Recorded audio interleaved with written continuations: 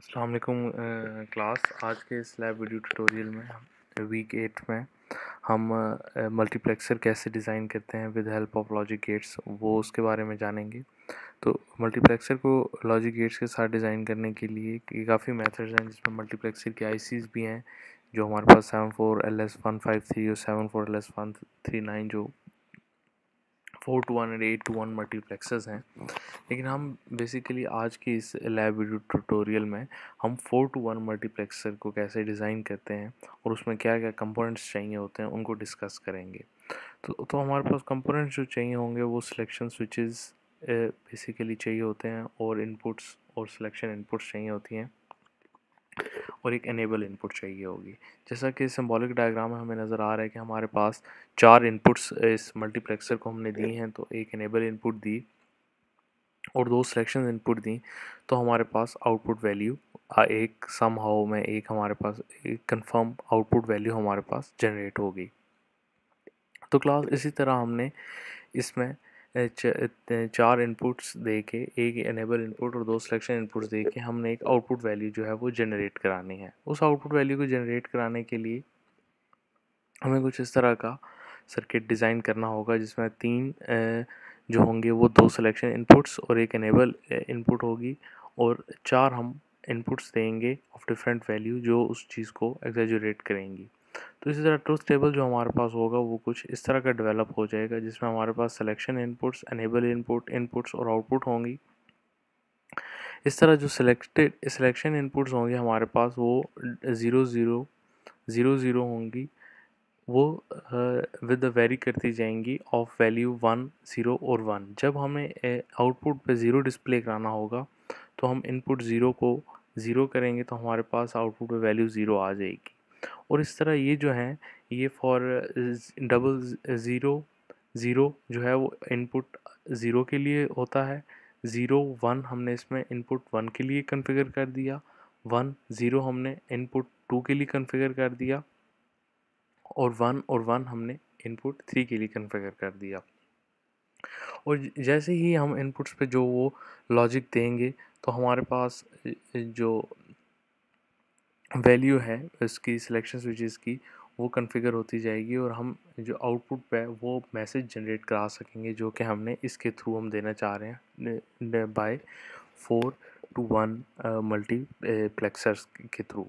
तो इसी तरह ही हमने इसको डिज़ाइन करने के लिए हमारे पास हमने ये मल्टीसिम की ये विंडो ओपन कर ली, प्लेस बेसिक्स में गए, हमने मास्टर डेटाबेस को डीसी पावर रखा, इधर से हमने इसको कर दिया, हमारे पास ये आ गई वोल्टेज सोर्स आ गया, हमने ग्राउंड को यहाँ से ग्राउंड कर दिया और हमारे पास ग्राउंड जो आ गया वो ये ग्राउंड आ गया। इसी तरह हमने फिर इसमें हमें बेसिक्स में चले गए, जहाँ से हमें स्विचेस चाहिए जो कंट्रोल कर सकें। तो स्विचेस हमारे पास 3 स्विचेस आ जाएंगे, जो स्विचेस में यहाँ पे कंट्रोल करेंगे इसको। स्विचेस 3 कंट्रोल करने के लिए हमारे पास ये 3 स्विचेस आ गए। इसी तरह हम हमारे पास स्विचेस उसको इनपुट्स को कंट्रोल करने के लिए भी चाहिए होंगे, जिनको मैं यहाँ पे प्लेस कर दूँगा, जो मेरे पास स्विचेस एज अ 2 यूज़ होंगे। स्विच 2 जैसे कि इधर इसमें नज़र भी आ रहा होगा, हमारे पास इसकी इनकी विंडोज़ शो हो रही हैं, और हमारे पास स्विचेस फॉर इनपुट्स के लिए आ गए। इसी तरह अब मुझे जो है वो नैंड गेट्स चाहिए होंगे of 2 inputs end of 4 inputs respectively. तो मेरे पास जो 2 इनपुट्स नैंड होंगे उनको मैं यहाँ पे पुट कर दूँगा, और जो मेरे पास 4 इनपुट्स नैंड होंगे उनको मैं यहाँ पर पुट करता जाऊँगा। बाय क्लिकिंग ऑन ओके ये हमारे पास यहाँ पर पुट होते जाएंगे। यहाँ पर जब पुट होगे तो हमारे पास ये विंडोज़ इस तरह की शो हो जाएंगी। तो इनको मैं क्लॉकवाइज रोटेट करा लेता हूँ, ताकि ये मेरे पास इस तरह की फॉर्म में मेरे पास कन्वर्ट हो जाएं। तो इनको कराने के लिए इनको भी रोटेट करा लेते हैं ताकि हमारे पास फॉर विजिबिलिटी आसान हो जाए हमारे इस सारे सर्किट की। ये हमारे पास सारा रोटेट हो गए। एक हमें एंड गेट जो होगा वो नेक्स्ट बार पे भी चाहिए होगा, जो कि मैं यहाँ से मिसक्लेनियस डिजिटल से एक्सट्रैक्ट कर लेता हूँ ऑफ NAND 4। उसको क्लोज कर दिया मैंने, तो मेरे पास यहाँ पे एक सारी विंडो क्रिएट होगी जिसमें से मैंने इनको आउटपुट्स और इनपुट्स देनी है।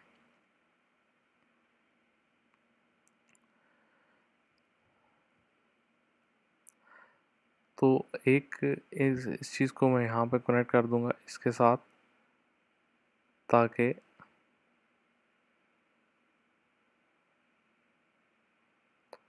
हमारा एक कनेक्शंस इनके साथ होता जाए, जो कि हमारे पास इन सब के कनेक्शंस ज़रूरी हैं। तो क्लास इसमें हम देख सकते हैं कि हमारे पास दो टाइप्स के स्विचेस जो हैं वो जनरेट हो चुके हैं, जिसमें एक है हमारे पास सिलेक्शन लाइंस, जो कि हमारे पास टॉप लेफ़्ट पे नज़र आ रही हैं, जिनके अभी हम नैंड को हमने नॉट कन्वर्ट कर दिया। तो इसी तरह क्लास हमारे पास ये एक सर्किट कंप्लीट हो गया। अब मैंने इसको इसके थ्रू अब हमने इस सिस्टम के थ्रू इसको कॉन्फ़िगर करना है, और इसको कैसे कॉन्फ़िगर करते हैं वो हम देख लेते हैं। हमारे पास ये पहले एंड गेट है जो कि हमारे पास स्विच 2A से कनेक्ट होगा। इसको हमने कैसे करना है, इसको हमने जो लॉजिक देनी है वो 0 0 देनी है, जो कि हमारा आई नॉट का एज आ मल्टीप्लेक्सर बनेगा। अनेबल हमारे पास जो आ रहा है वो पहले ही 0 आ रहा है, इसको आई नॉट का पहला गेट कर दिया।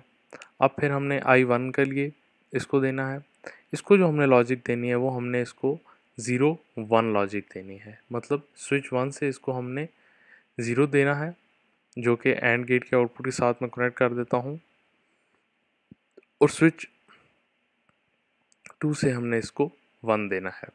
इसी तरह हमारे पास जो नेक्स्ट और इसको एनेबल जो हमने देना है वो भी हमारे पास 0 ही आएगा।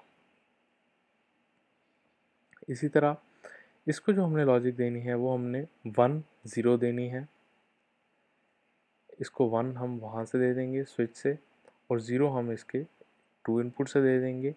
यहाँ से मैं स्विच की लॉजिक ले लूँगा, और एट द एंड मैं इसको एनेबल भी दे दूँगा, जो कि 0 ही होगा। इसी तरह जो हमारे पास सबसे लास्ट होगा I3, उसको हमने दोनों ही 1 1 देने हैं। मैं यहाँ से इनके कनेक्शन कर देता हूँ, और एनेबल हमने इसको 0 ही देना है, और जो हमारे पास नैंड की होगा वो हमारे पास ये वाली वैल्यू आ जाएगी। अब मैं इसकी वोल्टेज जो है, हमें पता है ये ऑपरेट करते हैं 5 वोल्ट्स पे, तो मैं इसकी वोल्टेज 5 रख देता हूँ। हमारे पास ये सारे इस तरह कवर हो जाएंगे। इन दोनों को अगर हम इस तरह कर दें,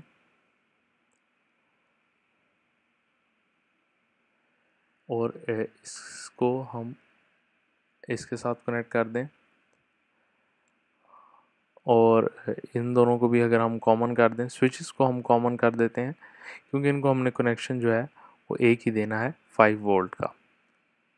मैं इसको ग्राउंड भी कर देता हूँ 5 वोल्ट को इधर, और 5 वोल्ट को इधर भी हम एक कनेक्शन दे देते हैं। 5 वोल्ट को इधर से भी एक कनेक्शन हमें जो देना होगा वो यहाँ से देना होगा, और इसको हमने टोटली हमारा ये जो सर्किट है ये कनेक्टेड हो गया है। अब ये जो आउटपुट्स हैं इनको एक जनरेट आउटपुट करानी है हमने 4 इंटू 1, तो इट मीन्स कि हमने इन सब की एक ही एंड नैंड गेट से इन द एंड जो है वो आउटपुट जनरेट करानी है। उस आउटपुट जनरेट कराने के लिए मुझे इसको यहाँ से इसके सारे नैंड गेट्स को हमें एक नैंड गेट के साथ कनेक्ट कर देना पड़ेगा, और वो मैंने कनेक्ट कर दिया। अब मैं इसकी बेसिकली यहाँ से एक और इनपुट ले लेता हूँ, जो कि मेरे पास होगी, जो कि इंडिकेटर एज ए यूज़ होगी रेड। रेड को मैंने यहाँ पे प्लेस कर दिया, इसको कैंसिल किया और मेरे पास ये यहाँ पर इस तरह आ गई। तो इस चीज़ को अब जब मैं डेविएट करूँगा और इस चीज़ को मैं देखूँगा तो मैं इसको यहाँ से इसको प्ले करूँगा।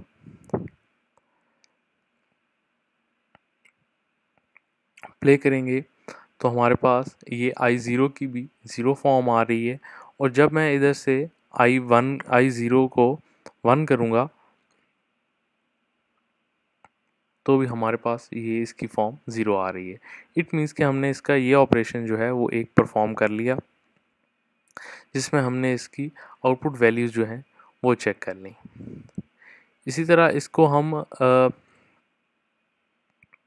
0 1 कर देंगे और हमारे पास सिलेक्शन लाइन 2 की होगी, और इस तरह इनको हम कनेक्शंस देते जाएंगे और ये हमारे पास इस एक परफॉर्म बनाते जाएंगी, जिससे हम इनकी वैल्यूज एक्सट्रैक्ट कर सकते हैं in the form of multiplexer. तो इस तरह एक मल्टीप्लेक्सर जो है वो मैंने एक कंस्ट्रक्ट कर लिया, जो कि हमारा इस फॉर्म में होगा कि हम उसको इनपुट्स और इनेबल्स इनपुट्स देते जाएंगे और वो उस चीज़ को कन्वर्ट करता जाएगा हमारे एक इस लैंग्वेज में, जो कि हमारी आउटपुट हमें डिज़ायरस होगी। तो इस आउटपुट के लिए हमें ये सर्किट जो है हमें कंस्ट्रक्ट करना पड़ेगा फॉर मल्टीप्लेक्सर, जो कि हमारी 4 इनपुट्स को 1 इनपुट में कन्वर्ट कर रहा है एज अ मल्टीप्लेक्सर। तो इस चीज़ को हम नैंड गेट से ड्राइव किया है, हम इसको एज अ डायरेक्टली भी मल्टीप्लेक्सर के इस रेशो से भी हम इसको ड्राइव कर सकते हैं, जो कि हमारी उसमें कन्वर्ट हो जाएगा और हमारी डायरेक्टली हमारे लिए उधर काम करेगा। As thank you.